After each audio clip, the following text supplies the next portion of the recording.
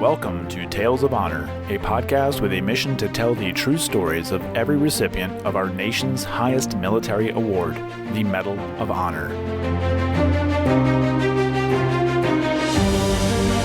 Hello, everyone, and welcome to today's episode of Tales of Honor podcast. I'm your host, Christoph Ambrosch, and this episode is number 610, continuing on with living Medal of Honor recipients, mostly from the Vietnam War. Today's Medal of Honor citation is going to be read to you by the Secretary of the Army, Stanley R. Resor. Obviously not the current Army Secretary, just want to make that clear. But again, when I find these recordings, I'm going to try to sprinkle them in where I can.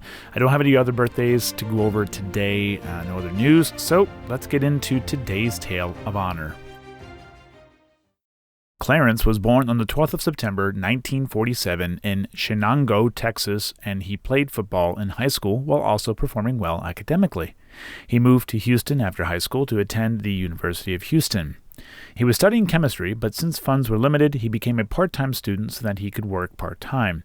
This didn't make him eligible for a college deferment, and as a result, Clarence was drafted into the Army in 1967. He trained to be a combat medic and was deployed to the Republic of Vietnam in November of 1967, and it was his actions on the 10th of January, 1968, that would earn him the Medal of Honor. The citation reads, "The President of the United States of America, authorized by Act of Congress March 3, 1863, has awarded in the name of the Congress the Medal of Honor to Specialist 5, Clarence E Sasser, United States Army, for conspicuous gallantry and intrepidity in action at the risk of his life above and beyond the call of duty. Specialist 5, Clarence E Sasser, distinguished himself on January 10, 1968, while serving as a medical aid man with Company A, 3rd Battalion, 60th Infantry, 9th Infantry Division in the Republic of Vietnam. His company was making an air assault when suddenly it was taken under heavy small arms, recoilless rifle, machine gun, and rocket fire from well-fortified enemy positions on 3 sides of the landing zone.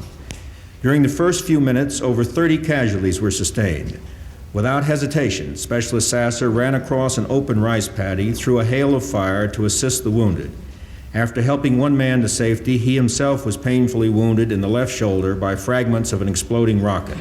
Refusing medical attention, he ran through a barrage of rocket and automatic weapons fire to aid casualties of the initial attack, and after giving them urgently needed treatment, continued to search for other wounded. Despite 2 additional wounds immobilizing his legs, he dragged himself through the mud toward another soldier 100 meters away. Although in agonizing pain and faint from loss of blood, Specialist Sasser reached the man, treated him, and proceeded on to encourage another group of soldiers to crawl 200 meters to relatives safely. There he attended their wounds for 5 hours until they were evacuated. Specialist Sasser's conspicuous gallantry and extraordinary heroism are in keeping with the highest traditions of the military service and reflect great credit upon himself, his unit, and the United States Army. Clarence would stay the night while the Air Force dropped napalm near the area to keep the enemy away, which worked.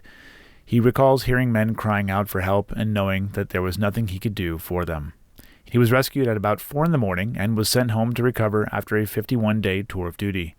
Once recovered, he learned that he was to receive the Medal of Honor, which he did on the 7th of March, 1969, in a ceremony at the White House from President Nixon. Clarence was joined in Washington, D.C. by his mother and sisters, saying that as a poor farm family, it was an enjoyable experience and that it was the best thing that ever happened to the family.